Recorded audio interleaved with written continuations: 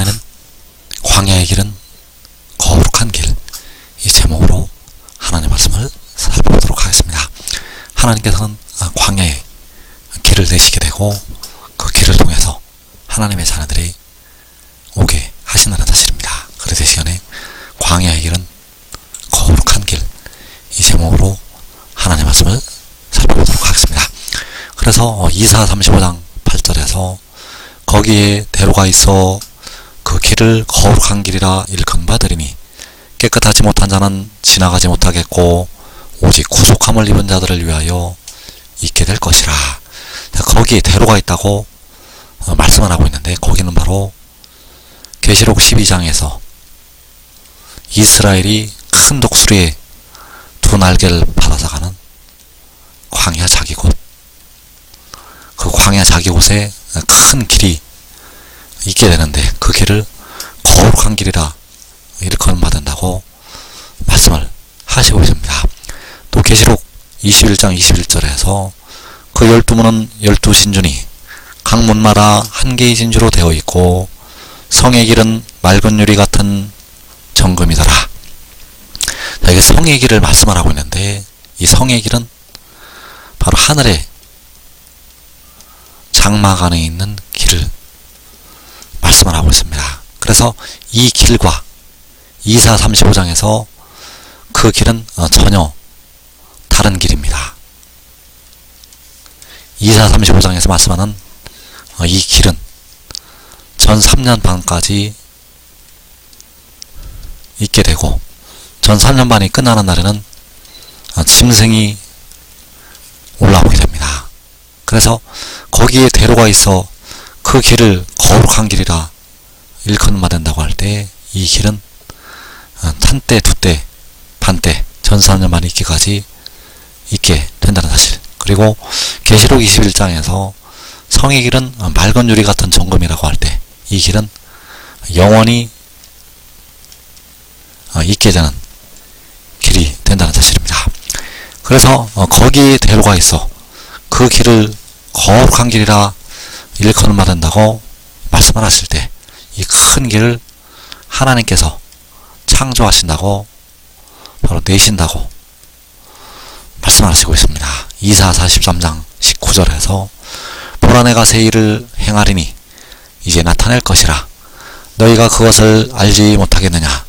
반드시 내가 광야의 길을 사막의 강을 내리니.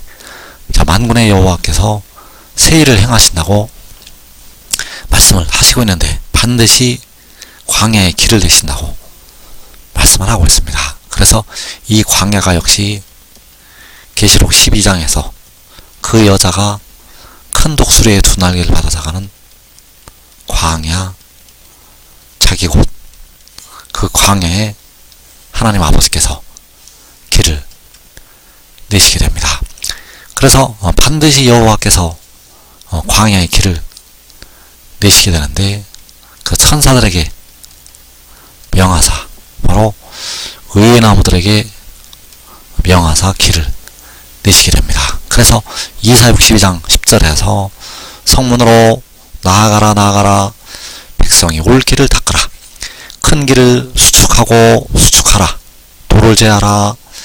만민을 위하여 기치를 들라.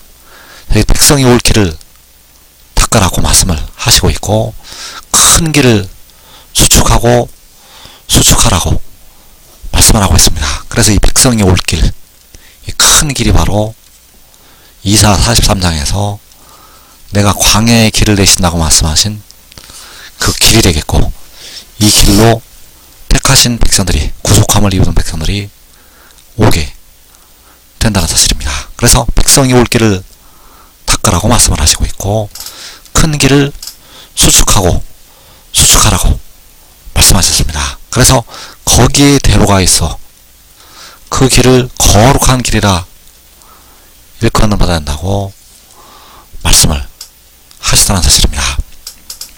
그래서 이사 62장 10절을 다시 보게 되면 성문으로 나아가라 나아가라 백성이 올 길을 닦으라. 큰 길을 수축하고 수축하라. 도를 제하라. 만민을 위하여 기치를 들라. 자, 이 기치는 바로 독생자가 열방을 향해서 기치로 들리게 됩니다. 그래서 시편 68편 4절에서 하나님께 노래하며 그의 이름을 찬양하라. 하늘을 타고 광야에 행하시던 이를 위하여 대로를 수축하라. 그의 이름은 여호와이시니 그의 앞에서 뛰놀지어다. 자, 대로를 수축하라고 말씀을 하고 있고 그의 이름은 여호와이시라고 말씀을 하고 있습니다. 그래서 이사 40장에서 너희는 광야에서 여호와의 길을 예비하라고 말씀을 하셨다는 것. 사막에서 우리 하나님의 대로를 평탄케 하라. 그래서 여호와의 길을 예비하는 것이 바로 백성이 올 길을 닦는 것이요, 바로 거룩한 길을 수축을 하는 것. 그래서 큰 길이 수축이 되고 백성이 올 길이 닦이게 됩니다. 그 길은 바로 여호와의 길이요, 백성이 올 길이 된다는 사실입니다. 그래서 백성이 올 길을 닦으라고 말씀을 하고 있고 큰 길을 수축하라고 말씀을 하셨습니다. 그래서 하나님의 백성들이 그 길로 와서 모든 상처가 나음을 받게 된다는 사실입니다. 하나님께서 백성들의 모든 상처를 싸매시고 치료하시게 됩니다.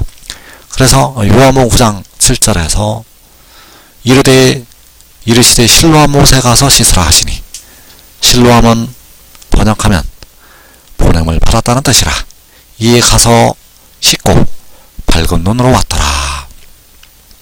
자, 이게 실로암 못에 가서 씻으라고 소경에게 말씀을 하셨습니다. 그래서 실로암 못에 가서 씻으라는 것은 마지막에 백성들이 물이 솟아나는 광야로 와서 씻을 것을 말씀을 하신 것이 되겠습니다. 마지막에 백성들이 물이 솟아나는 광야, 바로 실로암 못에 가서 씻게 됩니다. 그래서 이 실로암은 번역하면 보냄을 받았다는 뜻이라고 말씀을 하고 있습니다. 그래서 보냄을 받은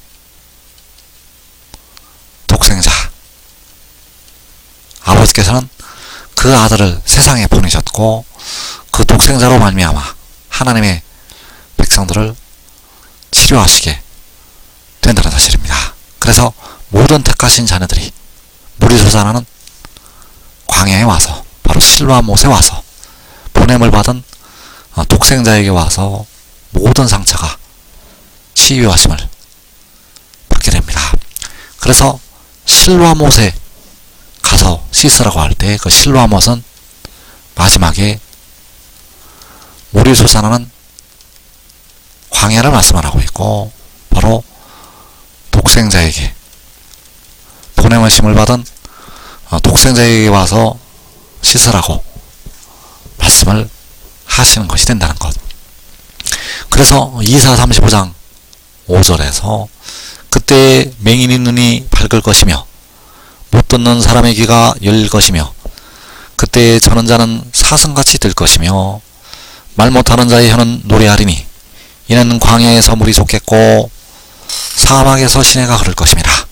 자, 맹인의 눈이 밝을 것이라고 말씀을 하고 있고 못 듣는 사람의 귀가 열릴 것이라고 말씀을 하고 있습니다. 맹인의 눈이 밝아지는 이유는 광야에서 물이 솟아나기 때문입니다. 그래서 그 물로 맹인이 그 눈을 씻게 되고 밝은 눈으로 보게 된다는 사실입니다. 그래서 그때의 맹인의 눈이 밝을 것이라고 말씀을 하고 있는데 마지막에 물이 솟아나는 광야에서 그 물로 씻을 때 맹인의 눈이 밝게 된다는 사실입니다. 그래서 지금 하늘의 일을 믿고 순종하는 자들은 환난날 가장 먼저 그 물로 씻게 되고 먼저 영생으로 들어가게 됩니다. 한 사람이 믿고 순종하면 자기의 온 집이 그 물로 씻어서 살게